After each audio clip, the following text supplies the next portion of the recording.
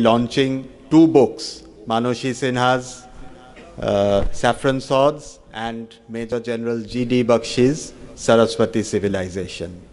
I invite all the guests on stage. Our chief guest for today is Shri Tathagata Roy, the Honorable Governor of Meghalaya, has arrived. I invite the chief guest along with Major General Bakshi, Manoshi Sinha, Professor Smriti Kumar Sarkar, Dr. Jishnu Basu to take their seats on the stage. Before starting this part of the program, we will have the national anthem. I invite all of you to please stand up for the national anthem. Jana Gana मंगल दायक जय हे भारत भाग्य विधाता जय हे जय हे जय हे जय जय जय जय हे. To offer floral tributes to the portraits of Bharat Mata and Mananiya Baba Saheb Apte ji, the inspiration behind Bharatiya Itihas Sankalan Samiti, and all the other guests on the dais too.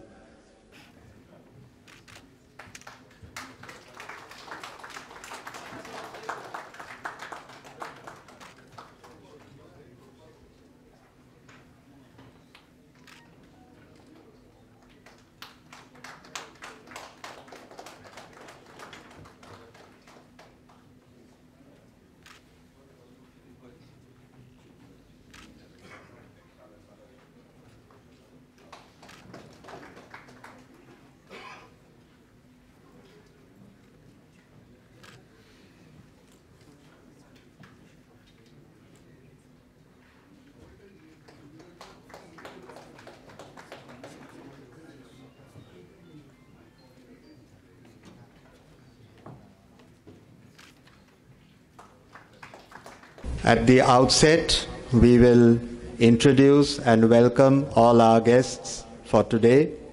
Our chief guest for today is Shri Tathagata Roy, the Honorable Governor of Meghalaya. Shri Roy is a construction engineer by profession. He has been teaching in Jadavpur University.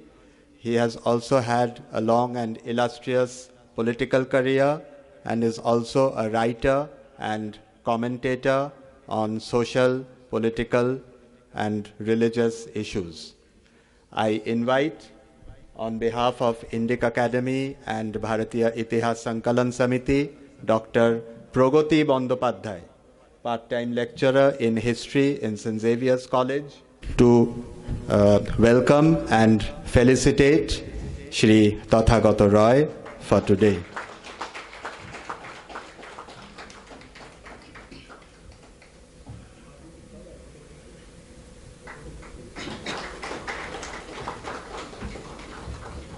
Among our authors, we have Major General G.D. Bakshi, a very well-known name.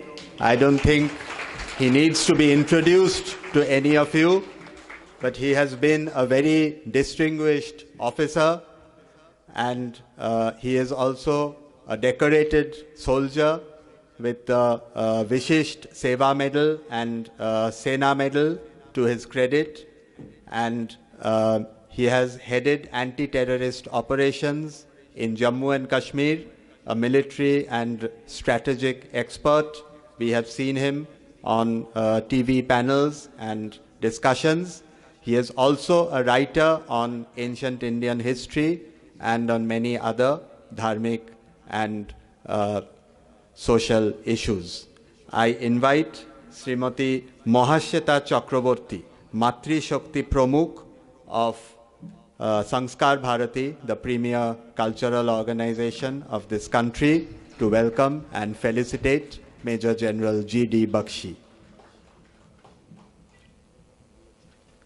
We welcome General Bakshi to this program and to our city of Kolkata.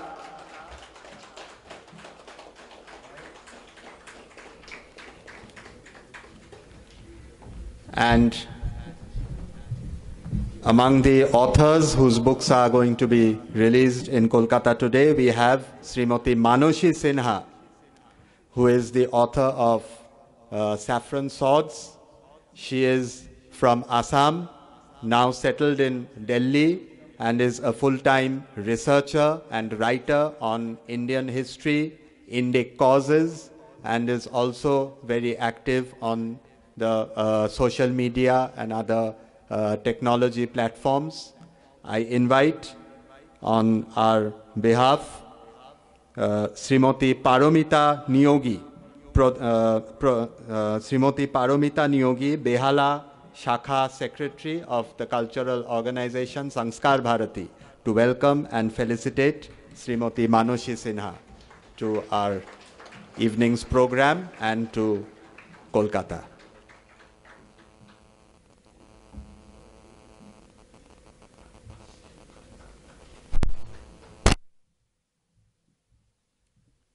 We have, as the guest of honor today, Dr. Jishnu Basu, who is a faculty member of the Shaha Institute of Nuclear Physics and is also a prominent social activist who is working for a cultural, political, social revival in West Bengal and return to Indic thoughts in West Bengal. He is also a commentator and a columnist in many newspapers and the media. I invite Srimati Ronita Chando, a senior officer in a commercial firm and also a prominent social media activist on dharmic issues, to welcome and felicitate Dr. Jishnu Basu to this program on our behalf. We have Professor Dr. Smriti Kumar Sarkar presiding over today's evening. Dr. Sarkar is a professor of history from Kalyani University. He is one of the most renowned historians of modern India today, specializing on technology and other aspects of social history. Dr. Sarkar has been the Vice Chancellor of Bardhaman University and is now actively associated with many central government research institutions like the National Library, Indian Museum, the Maulana Abul Kalam Azad Institute of Asian Studies, etc. I invite Srimati Sutanuka Naik, student activist, to welcome and felicitate Professor Dr. Smriti Kumar Sarkar to this program.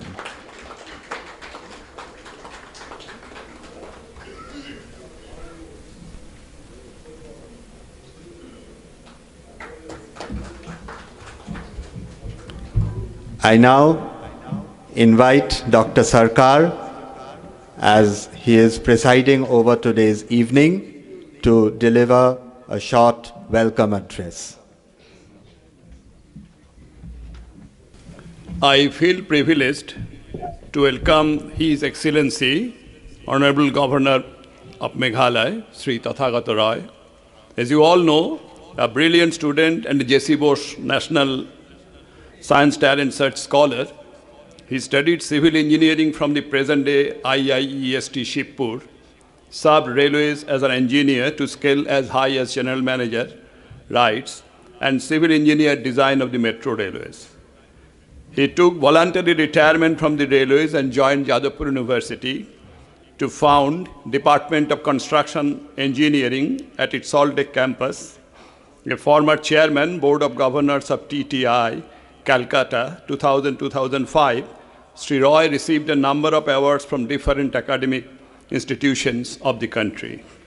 After retiring from the service, in 1990 he joined BJP and served as the president of the West Bengal State Unit of the party. He was appointed governor of Tripura on 12th May 2015 and was transferred and appointed as governor of Meghalaya in August 2018. As an academician, Sri Tathagata Roy has to his credit a number of books on engineering and different aspects of the exodus of Bengali Hindu refugees from East Pakistan / Bangladesh. He is widely known all over the country for his seminal work on Shyama Prasad Mukherjee, published in 2018. On behalf of the Bharatiya Itihas Sankalan Samiti, I welcome you, sir, for your august presence here, notwithstanding your busy schedule. We are much obliged to you, sir. My gratitude to Bharatiya Itihas Sankalan Samiti for giving me the opportunity to introduce Major General Dr. Gagandeep Bakshi, popularly called Major General G.D. Bakshi, to the audience here.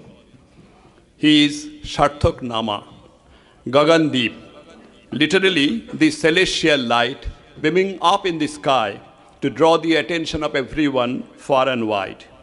Today, Major General Bakshi doesn't need any introduction to any audience in any part of the country. A prolific writer, Major General Bakshi has authored 38 books till today on both the military and non-military subjects. His two books on Netaji Subhash Chandra Bose, Bose or Gandhi, Who Got India Her Freedom, and Bose, an Indian Samurai, Netaji and the INA, a military assessment, have been widely acclaimed. Commissioned in the Jammu and Kashmir Rifles, Major General Bakshi was actively involved in numerous skirmishes on the LOC, line of actual control, a veteran in handling counter-terrorist operations in Jammu and Kashmir and Punjab. He was honored with the Vishisht Seva Medal for commanding a battalion in operations in the Kargil War. He also received Sena Medal for operations in Kishtwar. Major General Bakshi served 2 tenures as the Director General of Military Operations. He was the first BGS IW, that is Information Warfare, at Headquarters Nardan Command, associated with the Information Warfare and Psychological Operations. Major General Bakshi is also the editor of Indian Military Review. But to common Indians like us, he is best known for his unforgettable slots on the TV talk shows as a military analyst. He always speaks from knowledge and experience, often surcharged with an unmatched sense of involvement and patriotic zeal that permeates the minds of his audience. In medieval Indian kingdoms, Bakshi used to be at the top of the administration, next to the king, while Sarkar used to be the head of a small administrative unit like district, Sarkaran. Following the protocol of the same tradition of our land, this Sarkar this evening bows to you, sir.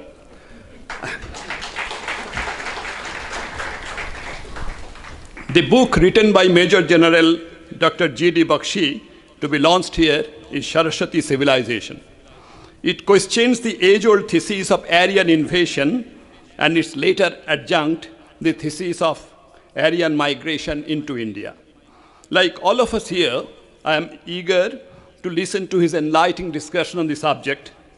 The book is a welcome addition to the recent revision of the Aryanization thesis based on scientific data like satellite imageries and genetic data, genetic evidence, studied with a reference to the rereading of archaeological and literary sources. The revisionist scholars argue that there is no solid evidence of any migration, much less invasion of population from Central Asia into India. India has emerged as the oldest continuous civilizations on earth, which continues to fertilize the West with its profound spirituality. I will remind you all of the old adage, ex oriente lux, meaning out of the east, light comes. On behalf of the Bharatiya Itihas Sankalan Samiti, I am equally delighted to welcome the other distinguished guest of the evening, Srimati Manoshi Sinha Rawal. It's really amazing to see that at this age, she has already authored 8 books, which include her much publicized 2 books on Lord Krishna, namely The Eighth Avatar and Blue Vanquisher. Srimati Manashi Sinha Rawal is a collaborative author of DGP English Improvement Course, a bestseller for long 13 years. With a postgraduate from the University of Pune, Srimati Rawal is a rare combination of talents at this age: an author, poet, blogger, and a certified astrologer.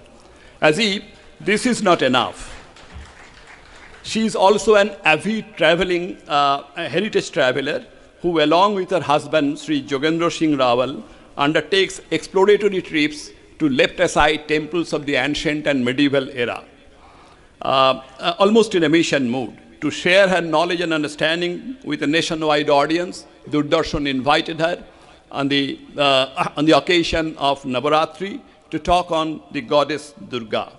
Manashi Sinha Rawal has launched an e-magazine, myindiamyglory.com, designed to talk about using the unsung glories of Bharat, thereby retrieving the treasure troves of Indian history and heritage.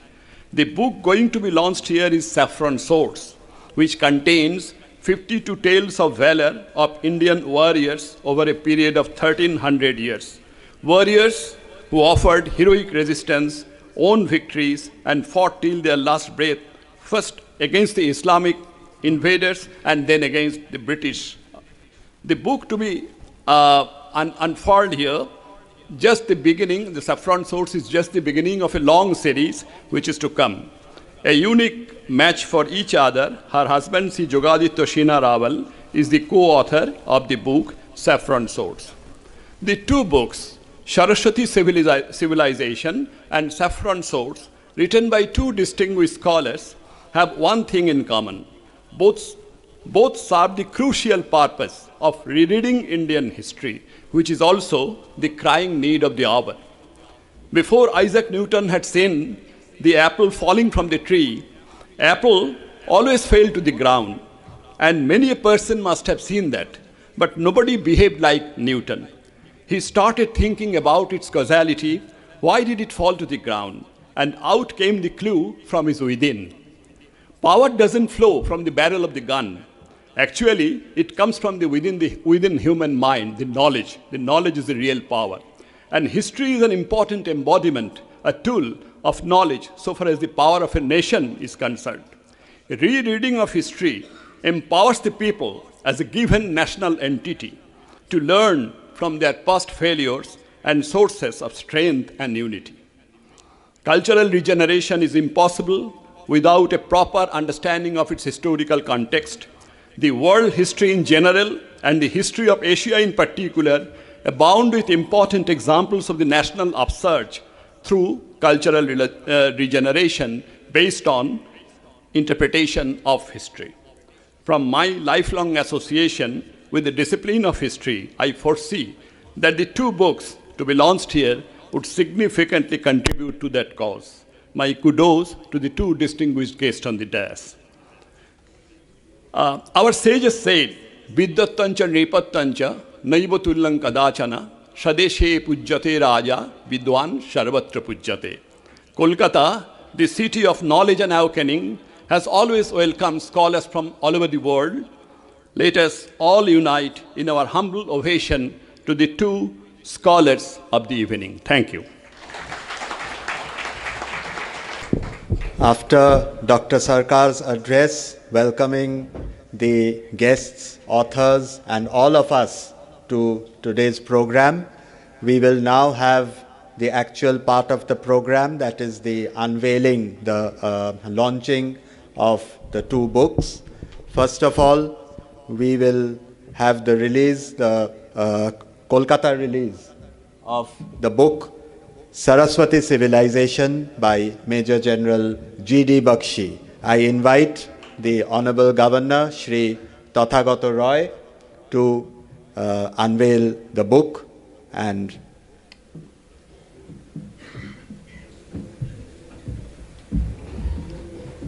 release the book in Kolkata for sale.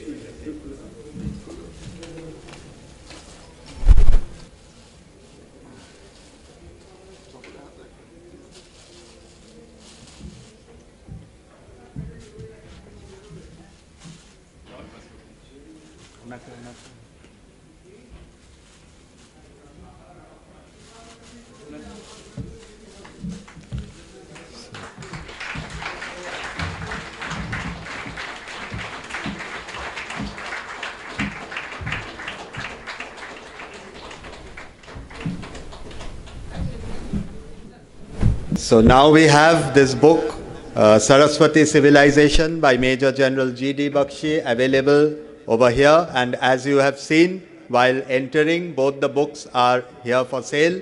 So all of you can get a copy while leaving. We will now have the launching of the second book, that is Saffron Swords by Manushi Sinha Rawal. I invite the president of today's program and also the president of Bharatiya Itihas Sankalan Samiti, West Bengal, Professor Smriti Kumar Sarkar, to unveil this book. For the benefit of all the readers of Kolkata. And let's all have a big clap for the authors and for the success of this book, which is a very important contribution to Indic thought and our intellectual history.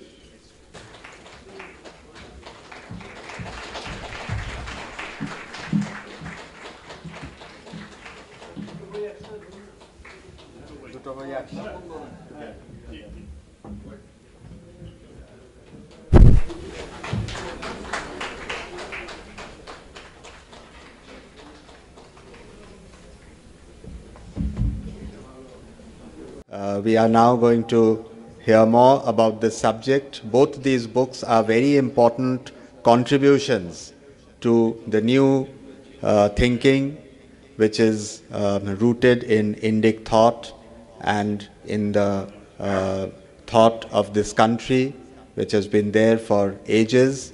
And we have to reroute ourselves and our thoughts to our age-old Indic values. After the formal launching of both the books, I now invite Srimati Manushi Sinha Rawal, the author of Saffron Swords, to say a few words about the writing of this book. Vande Mataram. Namaskar. Respected Honorable Governor Sri Tathagata Roy, respected Dr. Jishnu Basu, respected Dr. Professor Smriti Kumar Sarkar, respected Major General G.D. Bakshi, our respected dignitaries present here, and my dear ladies and gentlemen, brothers and sisters. It is such a, I'm very, very elated to be here in the land of intellect and bravery, which has inspired our countrymen, which has always inspired our countrymen. Bengal has produced so many people of intellect and bravery that it is very difficult to take all the names. I would like to mention a few names like Swami Vivekananda, Netaji Subhash Chandra Bose, Ras Bihari Bose, then Bhagha Jatin, to name a few. I have included the chronicles of valor of Khudiram Bose, Binoy, Badal, and Dinesh. The three are taken together, the names are taken together. Then Santi Ghosh and Suniti Chaudhary, all daughters of brave sons and daughters of Bharat Mata from Bengal, in my book, Saffron Swords.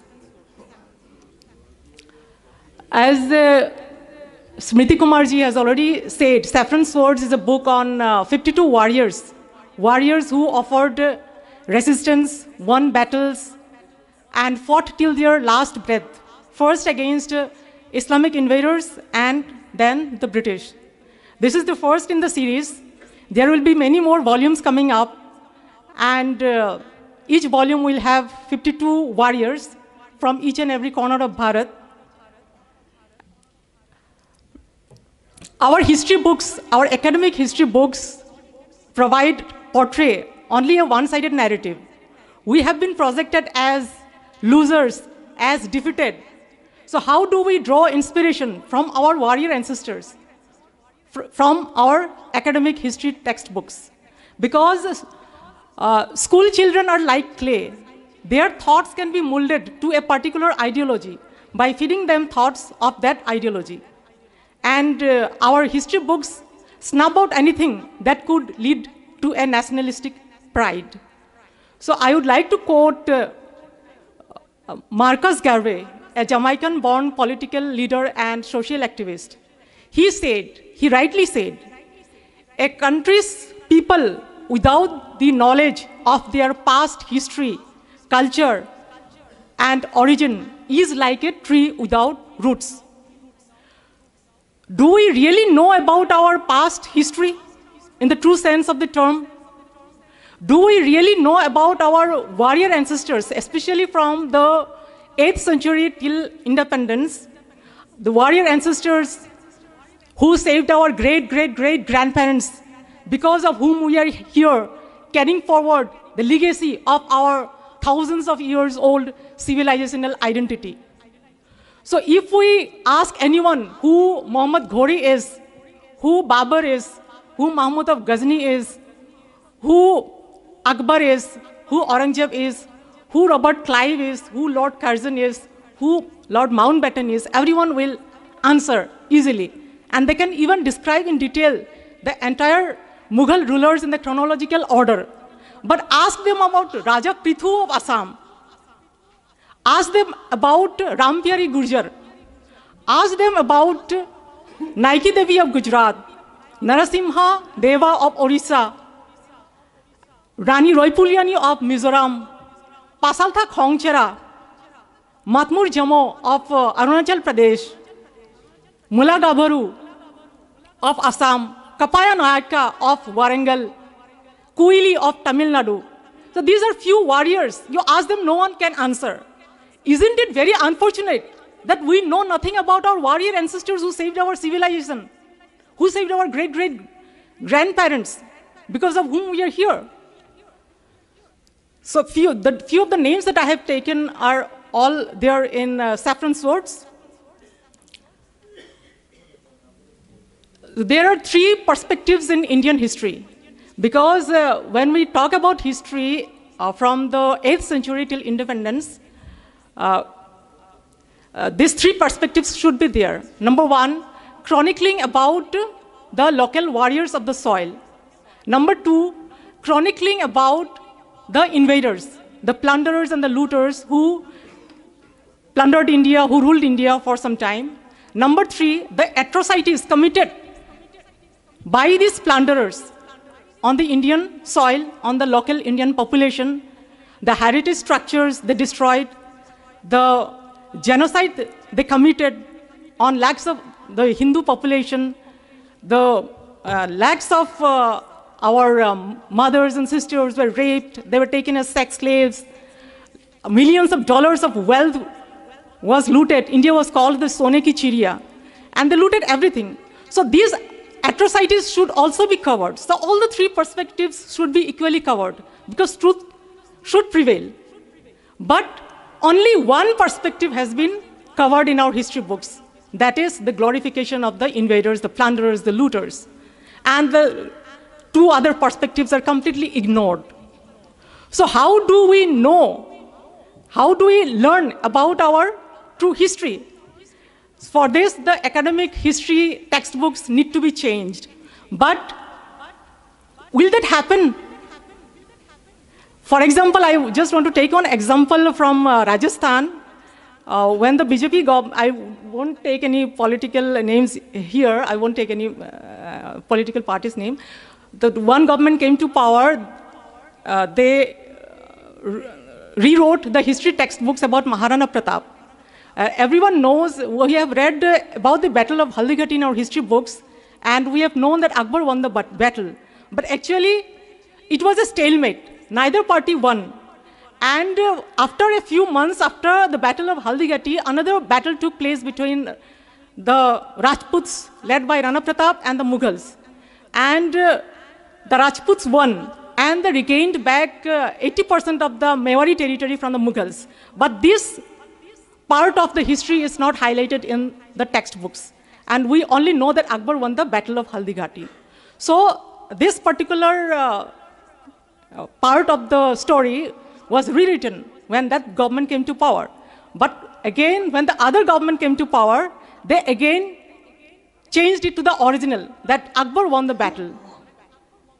They even went to the extent of removing the title of Bir in Veer Savarkar. So students there read Savarkar as Vinayak Damodar Savarkar as Savarkar only, not Veer Savarkar.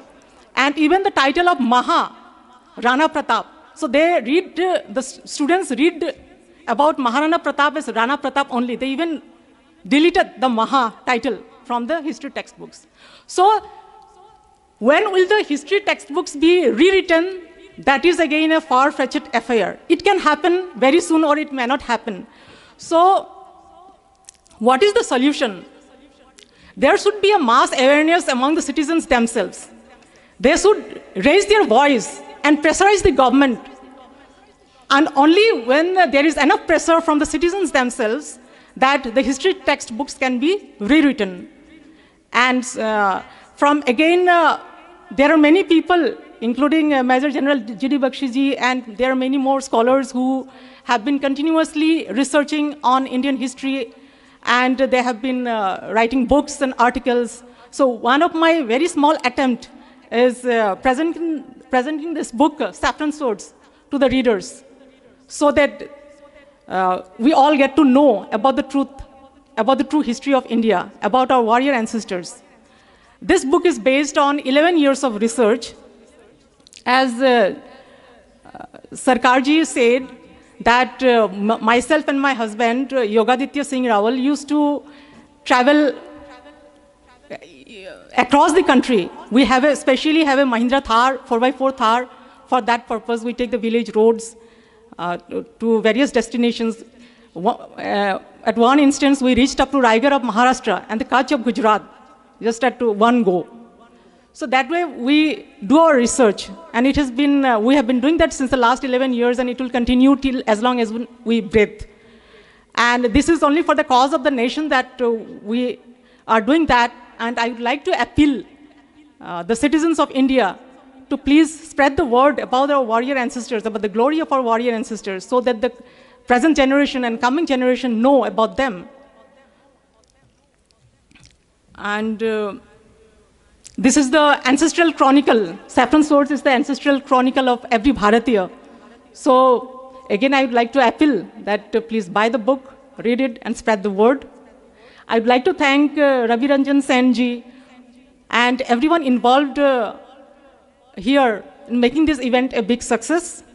I also thank the guests, the dignitaries here, the honorable guests here, and the ladies and gentlemen here for taking out time from your busy schedule to be here in this event. Vande Mataram, Jai Hind.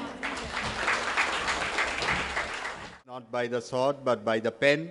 And we also need, of course, warriors of the sword, and we also need warriors of the pen. So both complement each other in a way, and we hope that all of us will buy the book and go through the book, and also make our friends and other acquaintances read the book. I now invite the guest of honor for today, Dr. Jishnu Basu, to say a few words regarding the launching of these two books. Dr. Basu.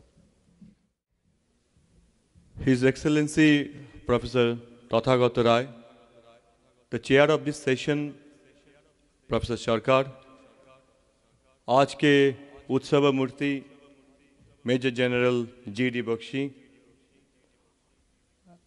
the writer of this book and columnist, Srimati Manashi Singha Rawal, Professor Ravi Ranjan Sen, dignitaries on and off the dais, my dear friends. In fact, Manashi has rightly mentioned that for a nation, the building of a nation, it is necessary to understand its own history. It is required to define its nationhood. It is also required to prepare the correct narrative for this. I can give an example of Pakistan. The school leaving certificate, the matriculation certificate of Pakistan, the name of this examination is SSC, Secondary School Certificate. In secondary school certificate, the syllabus, in this syllabus, they have 5 compulsory subjects: Urdu, English, mathematics, Islamic studies, and Pakistan studies. In Pakistan studies, more than 70% is about the geography of Pakistan, and only 30% is on the history of Pakistan. So a student, the school leaving student, is learning only 30 marks on history. And the scholars like Aisha Jalan and others, they protested. They tried to change the syllabus, but the authority didn't do so. The reason is very simple. The defining the nationhood and knowing the history of a country clearly is required for for building a nation. So in this aspect, I think that the Saraswati civilization, the book on Saraswati civilization, and also the Saffron Sword, these 2 books would be very helpful for preparing the minds of the future India. The Saraswati civilization, I can remember my experience few years back. The owner of the biggest Bengali medium, we had a discussion regarding Aryan invasion. And it was in a very camaraderie mood, and he is also, he was the owner, was a knowledgeable person. And I mentioned that, see, for if we consider the scientific development, then it is almost impossible to prove the Aryan invasion, as because 2 major articles has already been published, one in the American Journal of Human Genetics, another is the Journal of Investigative Genetics. Over there, they discussed about they call it as a genomic view on peopling of India. And in this article, published in the American Journal of Human Genetics, in the conclusion, it has been clearly mentioned that modeling of observed haplotypes diversities suggests that both Indian ancestry components are older than the purported Indo-Aryan invasion 3,500 years beyond present. So it is very clear that this term, haplotype, it means that the genetic ingredient present in one chromosome. So it is very clear for today's scientific development that the hoax about the Aryan civilization is absolutely false. In reply, this person told me that why are you mixing science with history? That I can consider this as true only if the eminent historians consider this thing as a historical fact. I asked him, who are the eminent historians? He named some of the eminent historians. Then I said that how do you consider them as the eminent historians? He said, see, that by education and training, they are historians, and a large number of their articles has already been published in the referred internationally reputed journals. Then I said, I named another name. I asked him that do you consider this Tamilian Brahman as an eminent historian? Then he said, obviously, yes, he is presently heading the order. Then I said that see, that this person, he is not from history background. So he, from his schooling and his education and training, by training and education, he is not a historian at all.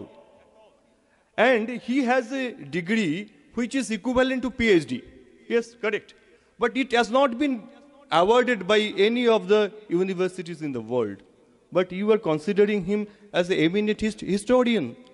What is the cause? Then he answered is a very, very correct thing. What he said, the other eminent historians, they are considering him as eminent historians and recognizing him. I see, yes, it's correct. That is the tragic part of the story. The eminent historians, they know the result before starting the research. If the result is aligned with the worldview of the eminent historian, then you would be considered as a historian. And that must follow the historical materialism. So if you are talking something else, that you would not be considered as a historian.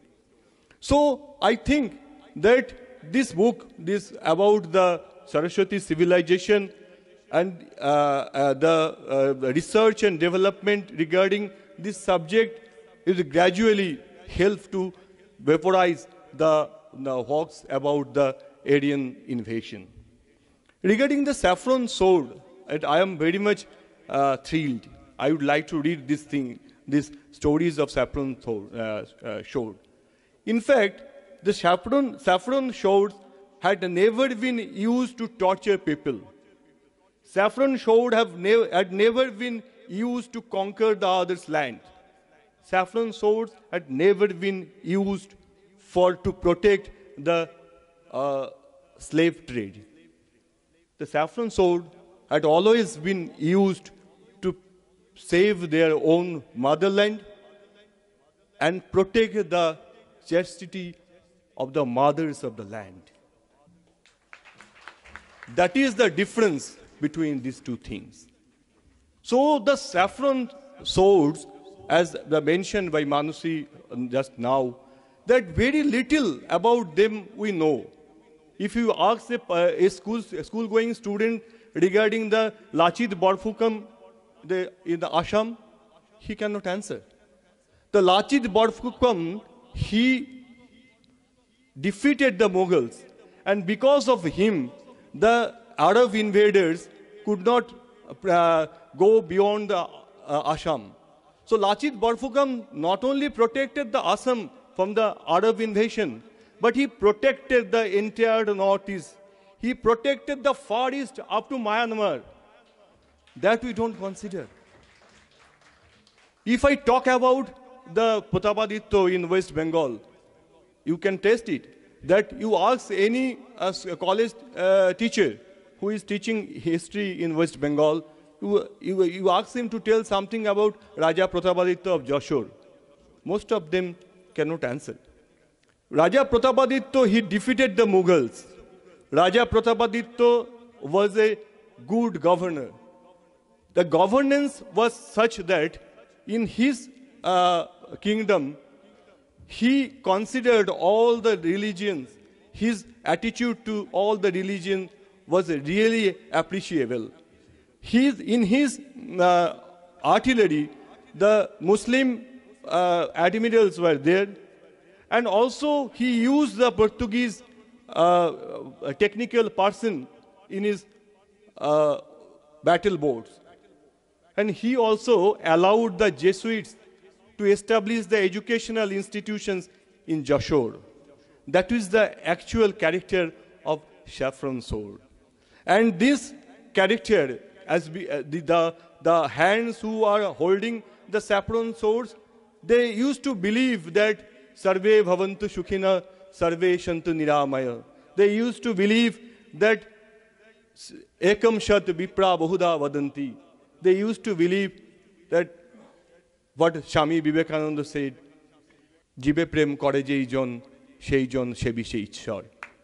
And that is the reason why still today that one of these so-called supporter of this Tukra Tukra gang, he has been nominated for the Satish Dhawan Chair Professor in the Indian Institute of Science. And at the time of signing his appointment letter, the Minister of the Science and Technology, he knew that what is the background of this person. But even though we considered that the Bada is much more superior than Jalpa and Bibada at the time of discussion. So we also invite the opposite discussion and the narratives and discourse. But I am giving only one example. Do you think that Major General G.D. Bakshi would be selected as a very high, important, prestigious chair in the state of Kerala? No, it would not happen. As because they are absolutely intolerant. And the saffron swords, they are tolerant. And that is the difference between the saffron sword and other things. So I think the subcontinent would be safe in the hands of the saffron swords. With this expectation, I would end my talk. Bande Mataram, Bharat Mata Ki Jai. His Excellency Tathagat Roy, Governor of Meghalaya, distinguished guests on the dais, dignitaries, ladies and gentlemen. No other country in the world has its sense of self, has the idea of India as badly destroyed as our country's was, especially in the reign of the British. We have had 800 years of subjugation, 800 years of invasion after invasion. Our cities were burnt, our temples were destroyed, our women were raped, carried off to be sold in the brothels of Bukhara and Samarkand and Kabul. But we lived through it all. 600 years of tyranny, the Afghans, the Arabs, the Mongols, the Mughals, the Turks, a whole lot of invader after invader had come and attacked India. And we all know about the Jewish Holocaust. How many of you have heard the term Hindu Holocaust? There were 6 million Jews killed by Adolf Hitler. 6 million Jews killed by Adolf Hitler. Do you know that between the 13th and the 17th centuries, the estimates of the number of Indians killed, Hindus killed in this country, just take a guess. Just take a guess. It ranges from 80 million to 100 million. That is the real Holocaust, of which we are not supposed to speak about. Because we have a kind of a secular mindset, our version of secularism, which decrees that you can't talk of this. That Indian history starts with Akbar. Period. 16th century. Prior to that, we've had no history. So you see, a nation that does not learn from its history is condemned to repeat it. Is absolutely condemned to repeat it. And our sense of history was destroyed very, very summarily by the British. Macaulay was set upon to destroy our educational system, and then we had, Max Muller and the others who wrote our history for us, distorted it completely, spin-doctored it to suit the ends of the colonial empire, right? One of the things that they wanted to tell us was, one of the reasons for the British to justify, they had a need to justify how the foreigners could rule India. They had to justify the foreignness of their rule in India, right? And therefore they came out with the theory, chor chor musere bhai. You heard this Hindi expression? Hum bhi chor, tum bhi chor. Hum bhi bahar se aaya, aap bhi bahar se aaye. Aryans hai, aap Indo-Aryans, you've come from outside. And therefore, aap chor, hum chor, sab chor. It doesn't work that way. It doesn't work that way. Ladies and gentlemen, I'm not talking now from an emotive standpoint. I'm talking as a research scholar. I've earned my PhD after my retirement. I've earned my PhD after my retirement. And we have learned the empirical research method. So what I want to tell you about is, we are on a drive to see that the distortions in our history are removed. We started from the recent end of the freedom struggle. We started with the comparative roles of Netaji Subhash Chandra Bose and Mahatma Gandhi and the Congress Party. We have done research. We sent people to do research in the British Transfer of Power archives, and we have demonstrated in a series of books that the British would just not have left had it been left to Mahatma Gandhi and Pandit Nehru and a whole lot of other illustrious leaders of this country. They left only and only because of Netaji Subhash Chandra Bose. So with that, the recent end of history we have attacked very, very thoroughly, and we have managed to change perceptions. We have managed to change perceptions. We are going to stick with it. We will see. We were told, Gade Murde, kyun ukhad rahe hain sahab?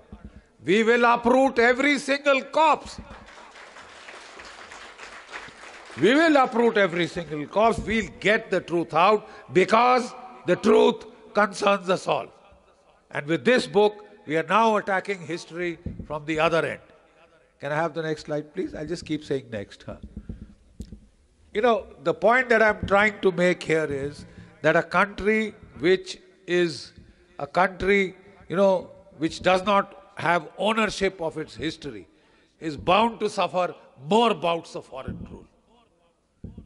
It's bound to suffer more bouts of foreign rule, and we must understand that the history of Italy, the history of Russia, the history of China or Japan is not written in Harvard or Oxford. It is written by them. You cannot accept, the Russians will not accept, the Chinese will not accept their history outsourced to Harvard or to Oxford or to any of these other countries. Yet we have been suffering this.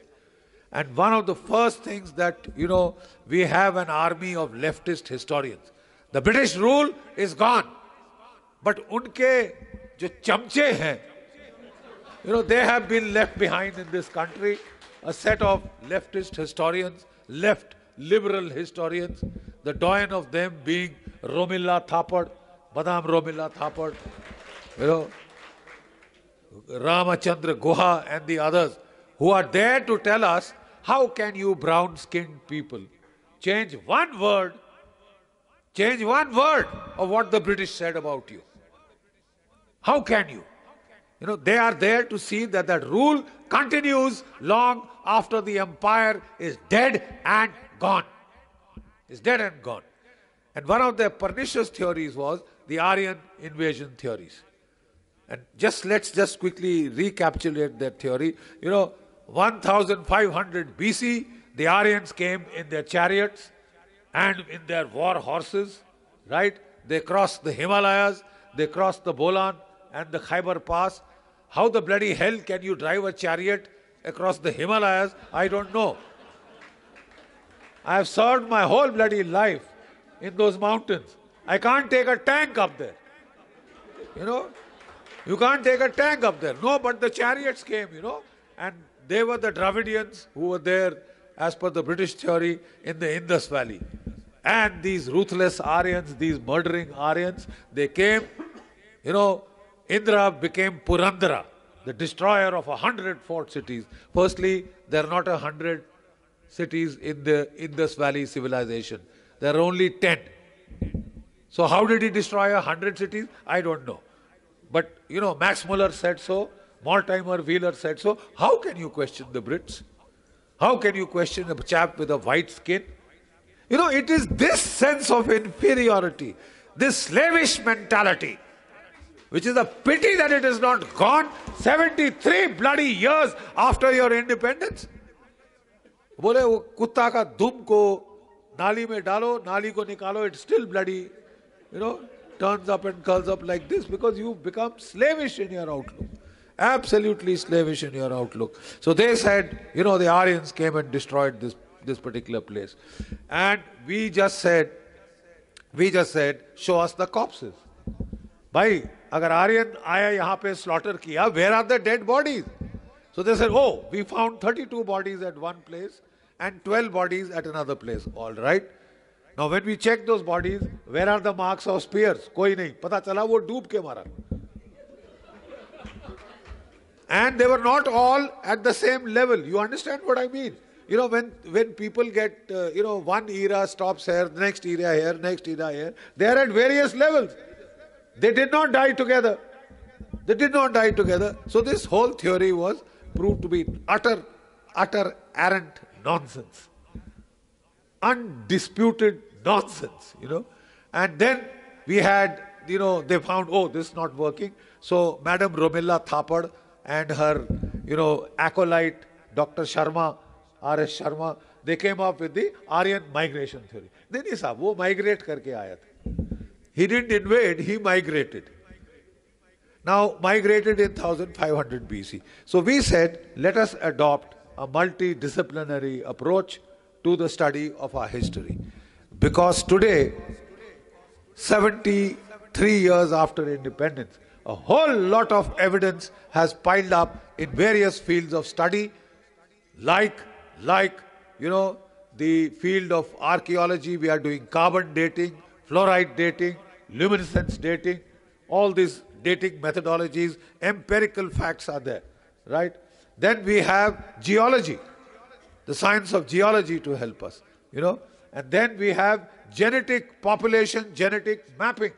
That is being done, right? We have linguistic studies, we have scriptural analysis, we have a multidisciplinary approach. We just held a seminar in the University of Delhi, and we called the leading ISRO satellite imagery experts, we called the geologists, we called the archaeologists, leading lights like Dr. B.B. Lal, Dr. Vasant Shinde, right? Dr. Bhisht. These are leading lights of Indian archaeology. We called them. We called some of the leading, geological experts. Leading geological experts in the country, leading scriptural and linguistic experts in the country to sit down under one roof and debate. We invited these people, these leftist historians, please join us for an intellectual discussion, debate. None of them came. None of them came. And we have been sending repeated invitations. And then Rajiv Malhotra, he invited her to a discussion, she didn't come. So then he said, okay, madam, he took all her videos and he put them on the stage and he demolished each one of them one by one. It is amazing how this leftist cabal has ruled our minds for all these years, been allowed to get away with it. But one of the best things that has now happened is that their central argument is, there was no Saraswati river. There was no, it's a myth. बकवास है, झूठ है. एक छोटा सा नाला था अफगानिस्तान में, हेलमांड, वो था सरस्वती. क्यों? The Vedas say the Saraswati flowed from the Himalayas to the sea, right? From the Himalayas to the sea. So this Helmand river starts from one bloody nala, ends up at another nala. How can that be the Saraswati? So all this, the oral tradition of India had maintained the memory of a sacred river.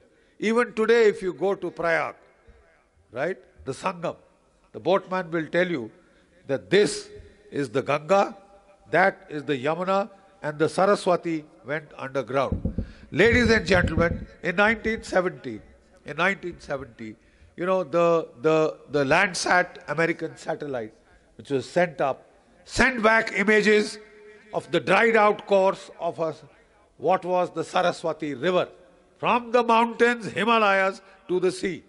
After that, the ISRO has launched satellite after satellite, which have mapped every bit of this river's course from the Himalayas to the sea. It was a river, 4,600 kilometers long. Just go next again. We'll just do it fast. Next, I just want, take a look at these satellite photographs. Go next.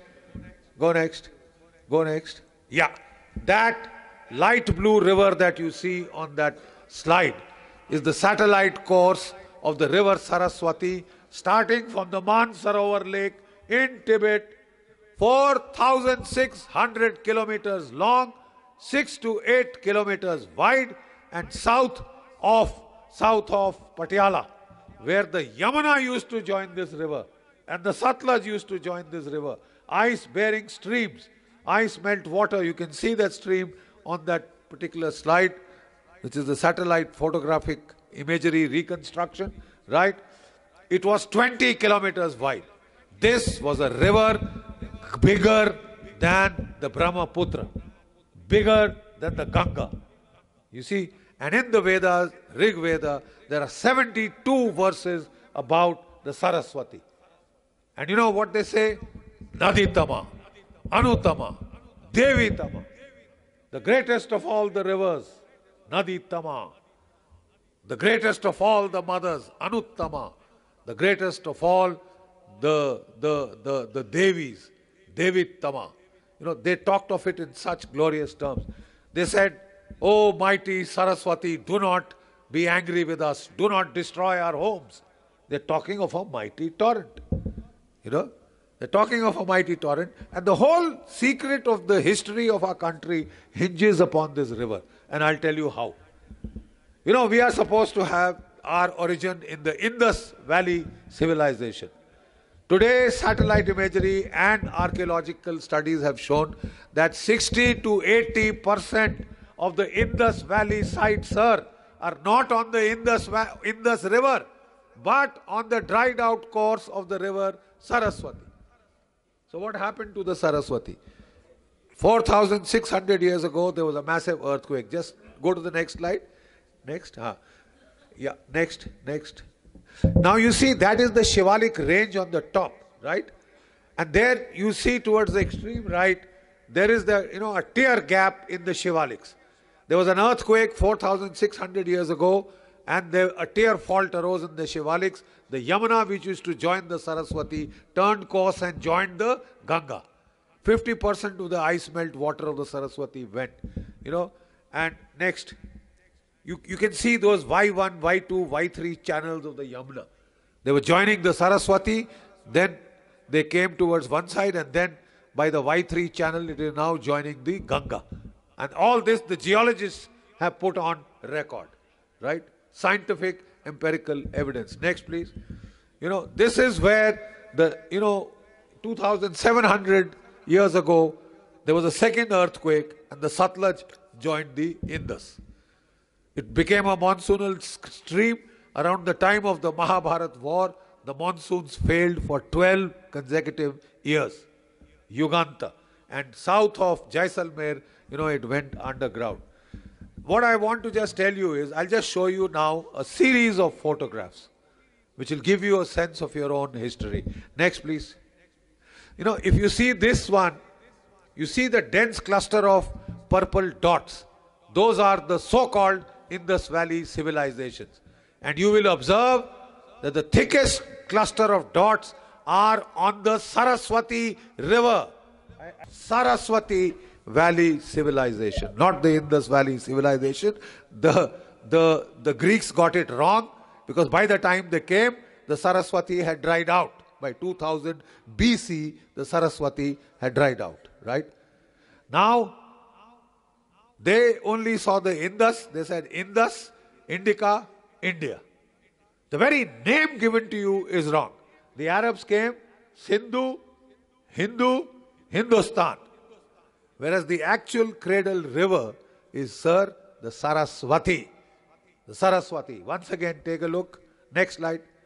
You just see those dots, the cluster of white dots is not on the Indus. It is on the banks of the Saraswati. We are all, sir, Saraswats. And the kingdom which was there on the banks of the Saraswati was Bharat.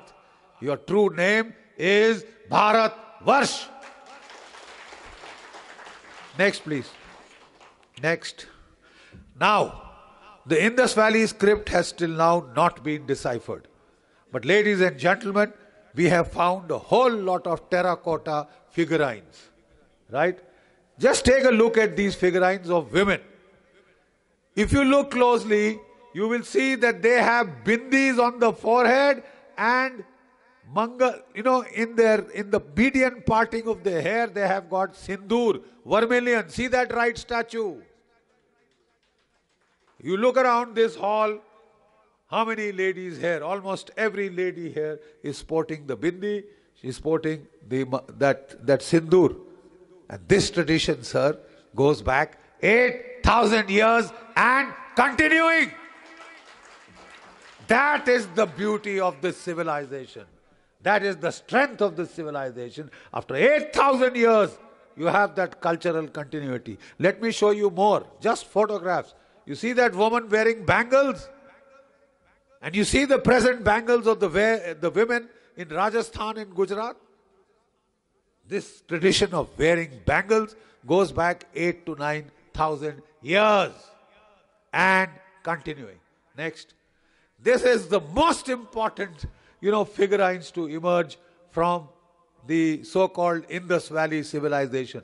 These are little dolls in the postures of yoga, Siddhasana, Vajrasana, Padmasana. All these are there. They are almost 8 to 9,000 years old. The significant characteristics of this civilization is yoga and meditation. Next.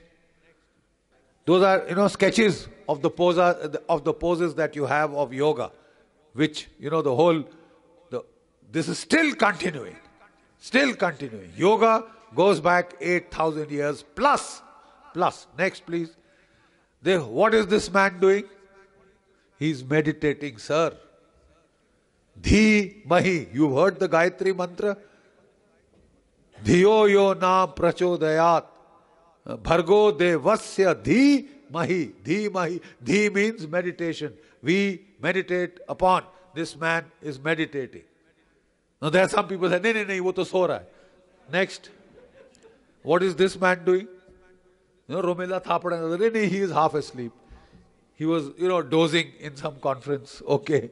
Here is the Pashupati Nath. In meditation, you got any doubt? This is also, sir, 8,000 years plus. Next. You see the Shivalinga?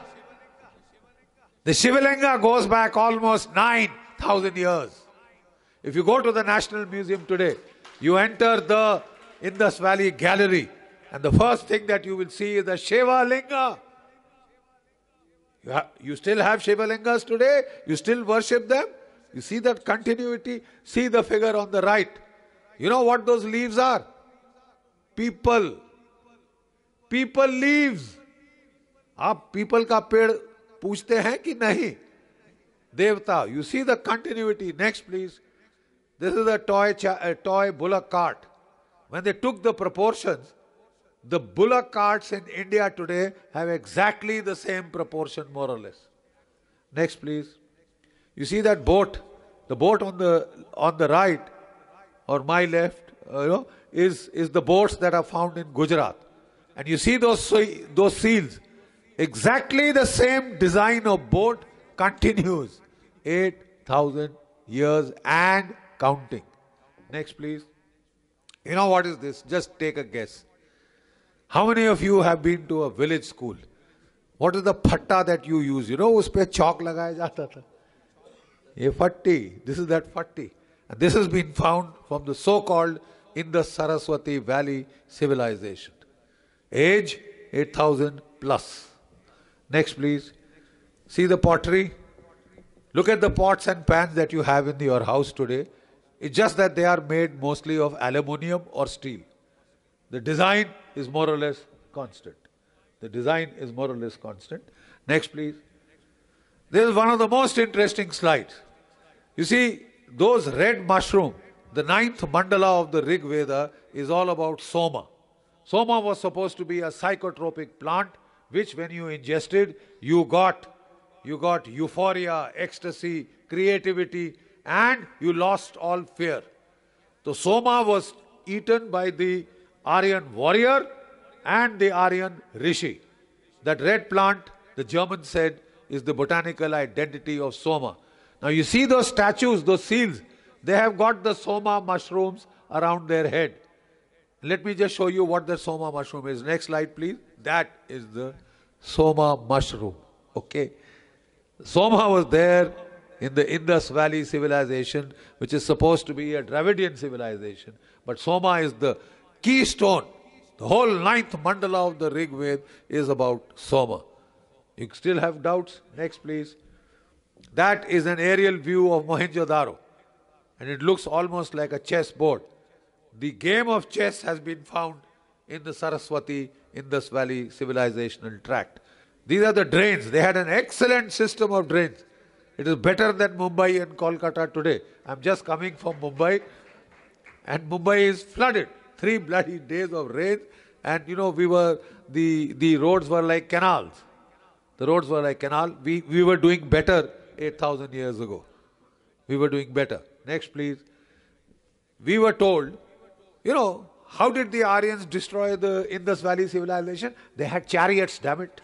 They brought chariots across the Himalayas. How they didn't break down, I don't know. But this is a toy chariot found in the Indus Valley civilization. How are you saying that they didn't have chariots? नहीं बोले साहब वो तो toy होगा, कहीं से copy कर लिया होगा. The best thing is that India can't produce anything of value. It must all be copied. So next, just take a look at that. We have actually found a 4,000-year-old chariot in Bagpat. And Bagpat, incidentally, the Pandavas had asked for 5 villages. Pani Prastha, Indra Prastha, Bhaga Prastha, these are the villages. And they have found a chariot, remains of a chariot there. There you are. You can see it. It's just been located. So this nonsense ki the Indians never knew chariots, that's why they got beaten. That is a problem. Next, please. Next, please. The radiocarbon dating of Bhirana proves it is 8,000 years old. And some of the lower strata, the age has been put with empirical carbon dating, luminescence dating, 9,500 years old. Max Muller said that the Aryans came here in 1500 BC. Right? Now I ask you a simple question. The Rig Veda, the oldest Veda, they said they wrote the Vedas 1200 BC. How he came to that magic figure, nobody knows. Nobody knows. You see, now the fact of the matter is, geologists tell us that by 2000 BC, the Saraswati river had dried out. So how is the Rig Veda calling the Saraswati the mother of floods? You don't call a dried out Nala the mother of floods. You see? So by that time the Saraswati had dried out. Now I ask you a question. When a river is dying, when a river is drying out, what will happen to the people on the banks? Will they stay put or will they migrate? They will migrate, sir. Will people from outside come to die? जहां पानी नहीं है, बाहर से लोग आएंगे 1500 BC में to die क्योंकि साहब पानी खत्म हो गया. Look at the fallacies, the ridiculous logic. बाहर से वो आ गए, Aryans came, to a river which was turning into a desert. Rajasthan was once green. Rajasthan once had rhinoceros. गेंडे होते थे साहब वहां, जैसे बराक वैली में है, जैसे असम में है, ब्रह्मपुत्र के पास है. It was so green. It had dried out, it became a desert. And you are saying now people from outside will come to die. They're very fond of dying here. You see? The whole argument is ridiculous. But more ridiculous is the fact, sir, that you and I accepted it. कि अंग्रेज ने बोला है साहब, अंग्रेजों के जमाने के जेलर हैं. हम अंग्रेजों के जमाने के jailer. Next, please. I'm just about to finish. Yeah. Next, please. That is one of the statues in what is called the Anjali Mudra. It has been found from the Saraswati Valley civilization. And you see on the right, now sir, do you see the continuity? You are the oldest surviving civilization on the face of this planet. You are older than Egypt, you are older than Mesopotamia, you are older than Greece and Rome and the Mayas. And the only civilization that can hold a candle to you is the Chinese. The only civilization that can hold a candle to you is Chinese. This Namaste Mudra, this Anjali Mudra has spread all across Asia, to Tibet, to Bhutan, to Nepal, to Sri Lanka, to Burma, to Thailand, to Vietnam, to Cambodia, to Laos, everywhere this same namaste is done till today. कुछ है हम में कि मिट सकती नहीं कभी हस्ती हमारी, सदियों रहा है दुश्मन दौरे जमा हमारा, सारे जहां से अच्छा. Thank you. I'd like to end here because we are... Invite our chief guest, Shri Tathagata Roy, the Honorable Governor of Meghalaya, to deliver his speech. Present on the dais, the President, Professor Dr. Sriti Kumar Sarkar, ex-Vice Chancellor of Bardhaman University, Major General G.D. Bakshi, Seva Medal, Vishisht Seva Medal, who has just now regaled us and enthused us with his extremely energetic and very truthful exposition of the past of India.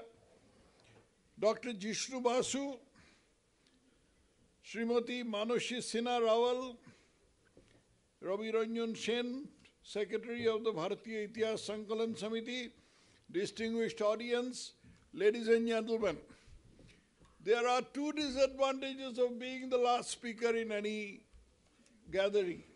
First is everyone is in a hurry to go home and nobody is paying you attention.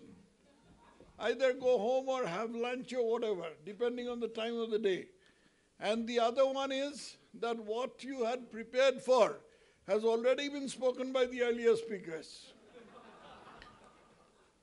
So I'll try to improvise something which I have been able to do over the last few minutes, during which the other speakers were speaking and had finished off what I had intended to say.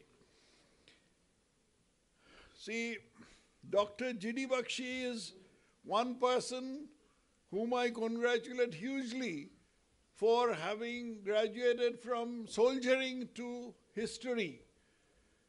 Actually, I can be said to be a very poor follower of him because I had trained in a pick and shovel profession, that is civil engineering. Eventually, I stepped into a totally unrelated thing called law, and I practiced for some time in the interface area of the two, but I ended up in history, being a history buff, became a history buff. That is my only qualification. I don't have a single qualification in history, but I am a history buff. I had once asked a historian, a very hostile historian, but who for some reason took a fancy to me and invited me to a very nice breakfast. He is dead now. I had once asked him about the role of amateur historians, if I could call myself one, in the writing of history. And he said, not grudgingly, but out open, he said that amateur historians positively have a role in exposing history. So I took courage from that, and I shall try to bring to you certain aspects of the writing of history in this country which might have escaped your attention. It has certainly escaped the attention of those people whom we call the left liberal historians, to whom Major General Bakshi had referred.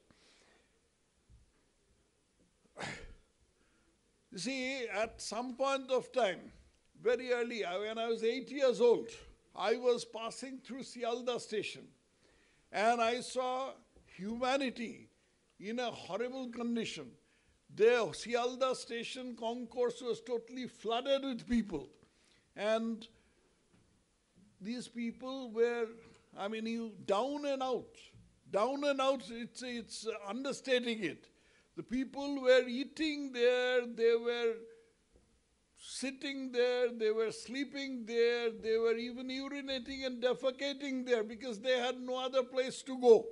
The whole place was full of the stink of their cooking, of the peelings of vegetables. I was quite aghast as an 8-year-old can be, and I asked my father, who are these people? Then he said they are refugees. I said, what is a refugee? I had this bad habit of asking questions. I still have it.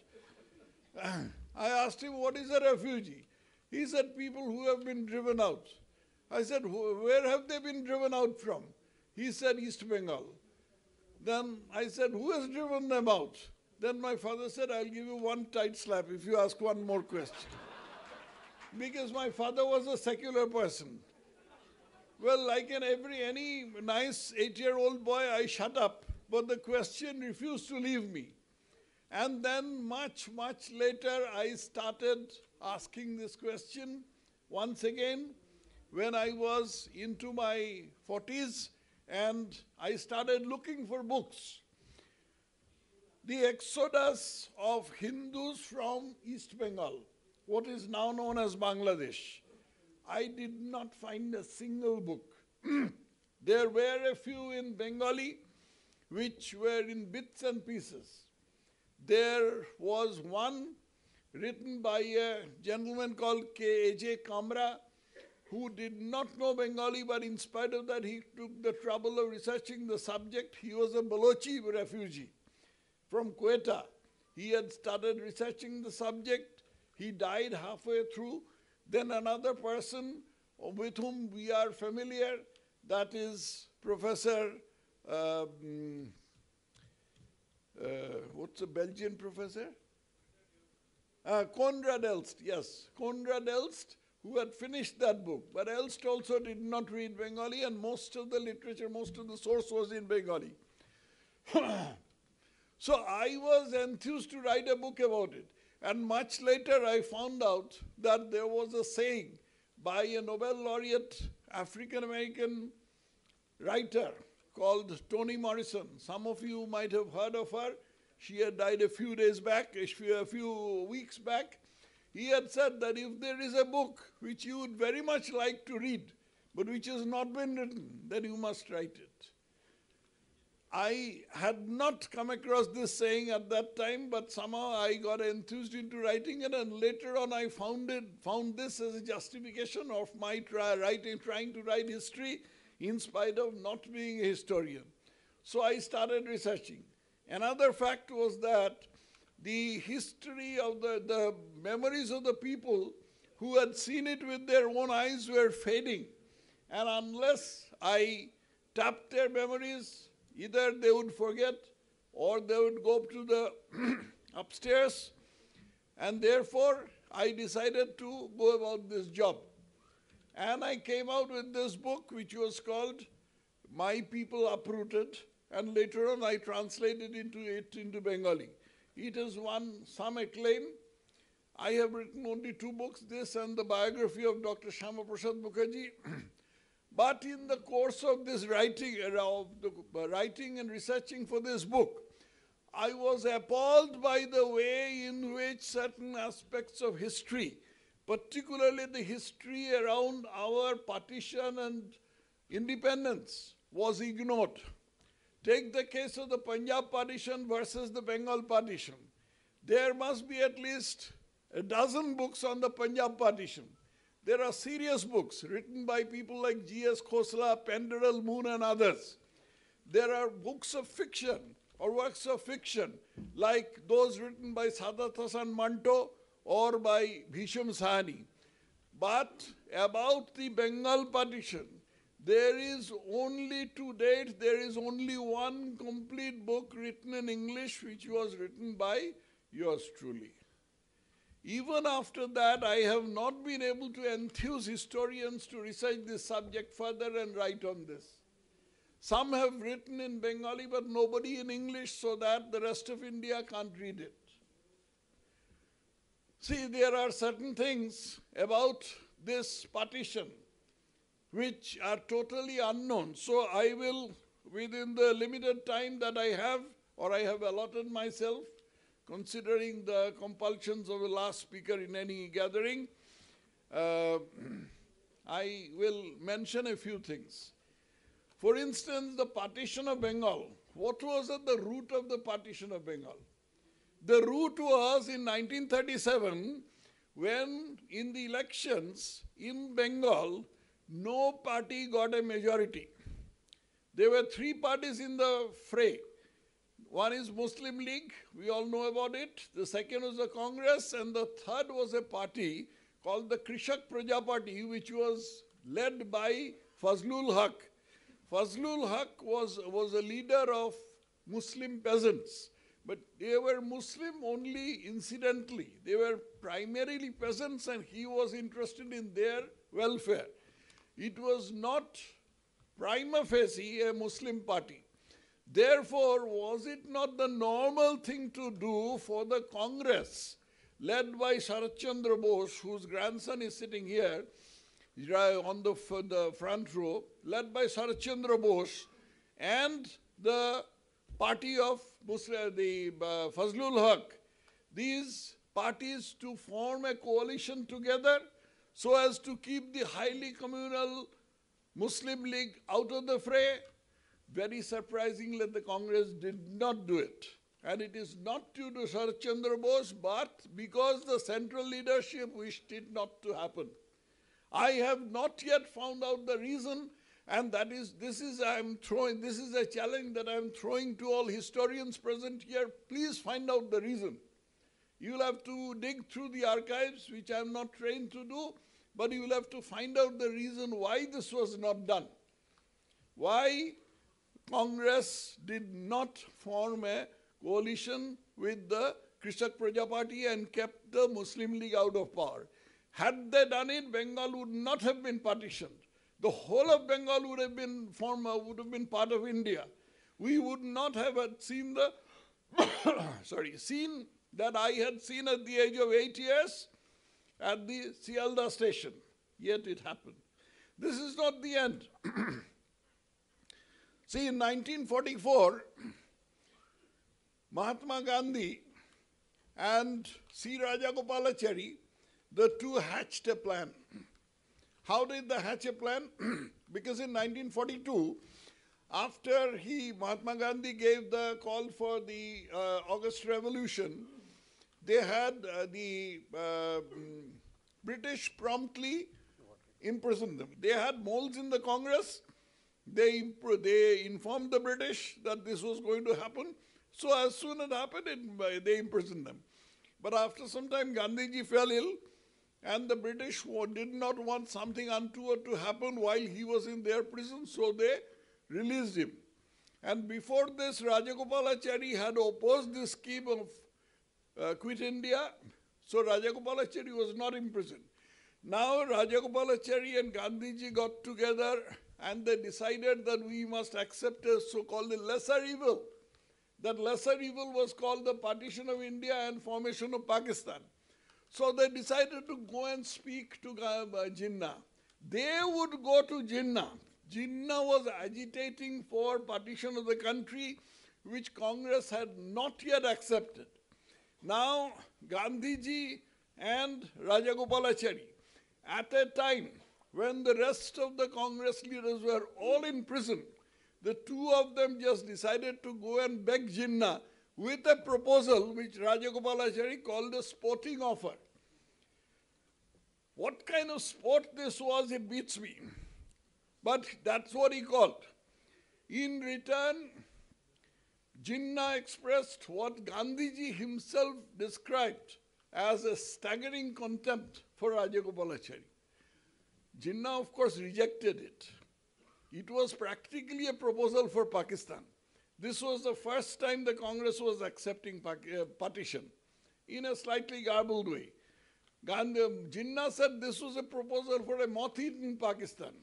But he was rejoicing inside his mind that this is the first time the Congress has come and accepted partition.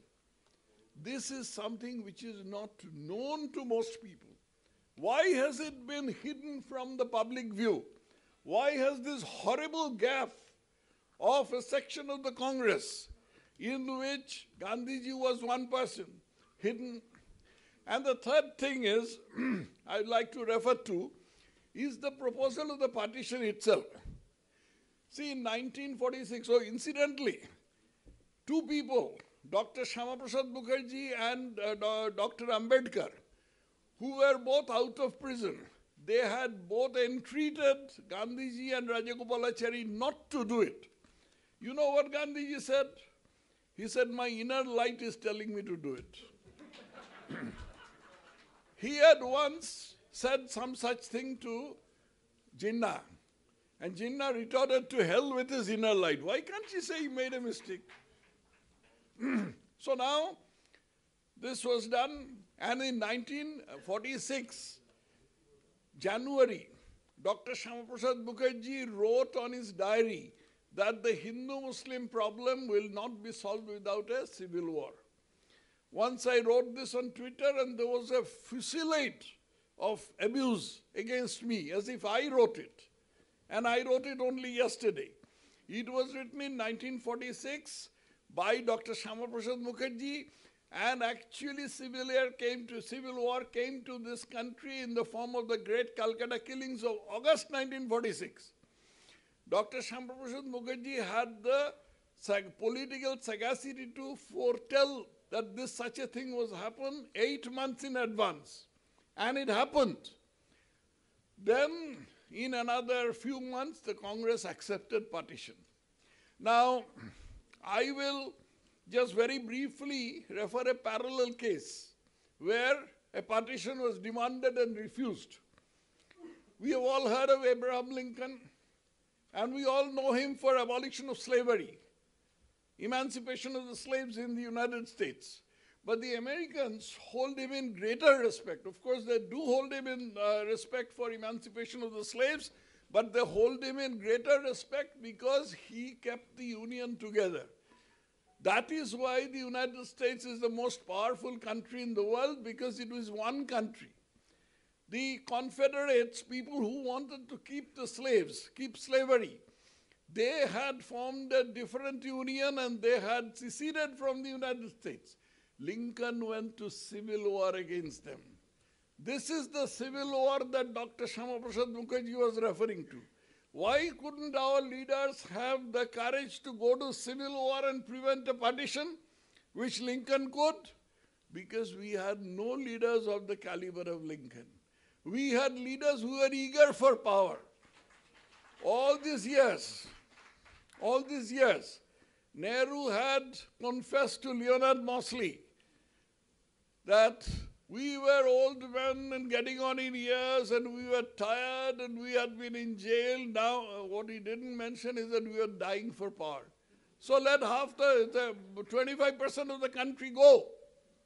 Let people become paupers. Still, I want to be the Prime Minister of India. These are a few nuggets of history that I have been found to be missing from history books, which I have just pointed out, but I have not been able to go into depth in this. There is a distinguished audience of historians here. I beg of you, please go into this thing, research this, and bring this out in the open. Number one, why Fazlul Haq's Krishak Praja Party and Congress did not form a coalition in Bengal in 1937. Number two, why Gandhiji and Rajagopalachari made this horrible mistake of going to Jinnah and offering Pakistan. And third, why didn't we go to civil war to prevent partition of the country, prevent so much bloodshed all over the country, and resulting in an absurdity which is called the divided India.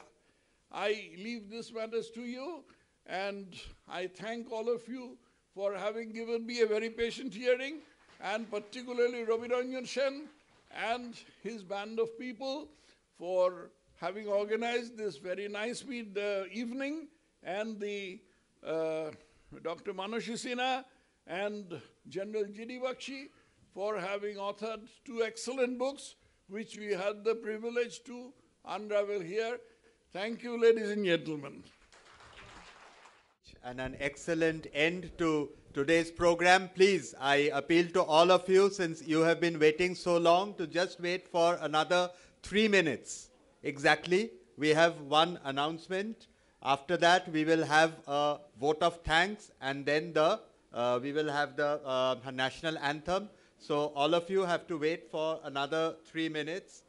On 14th September, Bharatiya Itihas Sankalan Samiti is going to organize a special lecture entitled Sri Ramkrishner Drishtite Bharatbarsho. The speaker is Dr. Achinto Biswas, ex-Vice Chancellor of Gaurbanga University, Malda. It will be on 14 September, Saturday at 5 o'clock in the Ashutosh Mukherjee Memorial Institute Hall in Bhabanipur. All of you are invited there also, and we assure you that like today, we will continue to organize such programs in future, and we will work in among the thinking sections of the people of Kolkata to change the mindset and to bring back our thought processes, our academic and intellectual thinking back to our Indic roots. And we now have the vote of thanks, after which we will directly stand up for the national anthem. After that, we have tea outside, and after the national anthem, all of you can go and have a cup of tea outside. I invite Sri Utpal Biswas, research scholar at Presidency University and Yuva Itihaskar Pramukh of Bharatiya Itihas Sankalan Samiti, to deliver the vote of thanks. On behalf of Indian Academy and Bharatiya Itihas Sankalan Samiti, we would like to thank all the guests, Sri Tathagata Rai, Honorable Governor, and the authors, Major General G.D. Bakshi and Manushi Sinha Rawal, and also Jishnu Basu, and the Kala Mandir authorities, the Kolkata police, all our volunteers who help this program to success, and all of our guests and Sanskar Bharati. Thank you. We will now stand up for the national anthem. Vindhya Himachal Jamuna Ganga Uchchal Jaladhit Ranga Tab Shubh Naame Jage Tab Shubh Ashish Mage Gahe Tab Jaya Gatha Jana Gana मंगल दायक जय हे भारत भाग्य विधाता जय